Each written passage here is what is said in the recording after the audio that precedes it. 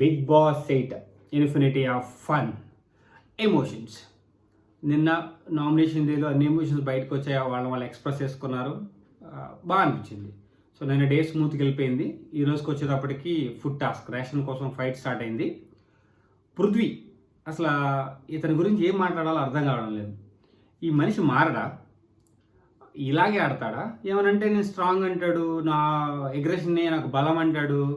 ఆ ఎగ్రెషన్ను అవతల వాళ్ళకి ఇబ్బంది కలగకూడదు, గేమ్ని పాడు చేయకూడదు.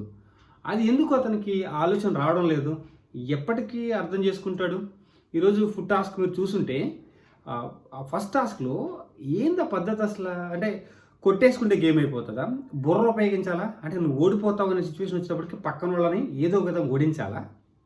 నబీల్ ఇన్వాల్వ్మెంటు గేమ్ మీద ఎంత ఉందన్నది చూసిన వాళ్ళకి అర్థమవుతుంది. నబీల్ రోజు రోజుకి ఇంప్రూవ్ అవుతున్నాడు. ఎగ్రెషన్ ఉండాలి, బట్ అదంతా లిమిట్స్లో ఉండాలి. అది ఆటకు ఉపయోగపడేలాగా ఉండాలి. అంతేగాని కొట్టేసుకుని లాగేసుకొని తన్నేసుకుంటే గేమ్ గెలుస్తామా? ఏంది అసలు? ఎప్పుడు ఈ పృథ్వీ అనే మనిషి మారతాడు? మారడా?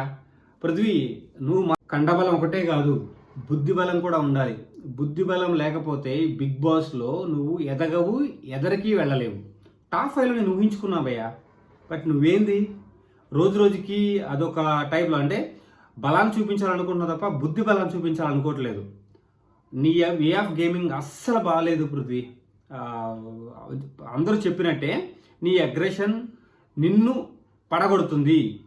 నువ్వు పూర్తిగా పడిపోకముందే నీ అగ్రెషన్ తగ్గించుకో. అంటే ఎవరికి ఒక టైప్ ఆఫ్ అగ్రెషన్ ఉండేది, నేను కాదన్ను. వాడు అలాగే చేసేవాడు, టాప్ 5కి వెళ్ళాడు. సో నేను అలా ఉండి టాప్ 5కి వెళ్ళిపోతాను అనుకుంటే వర్కౌట్ అవుతుంది. ప్రతిసారి వర్కౌట్ అవ్వవు.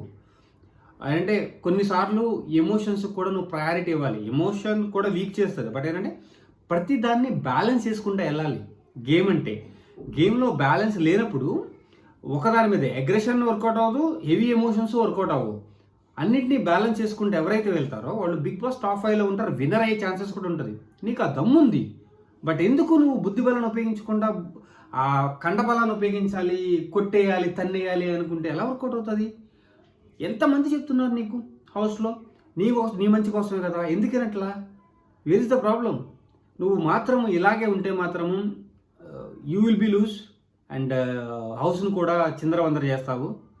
ఇది అండి నాకు ఎందుకు నచ్చలేదు పృథ్వీ ఆట, అందుకే ఎక్కువ పాయింట్అవుట్ చేయాల్సి వచ్చింది. సో మీకు ఎలా అనిపించింది అనేది కామెంట్ సెక్షన్లో కామెంట్ చేయండి. ఇంకా మోర్ ఇన్ఫర్మేషన్తో మేము ముందుకు వస్తాను. For now signing off Srini, bye.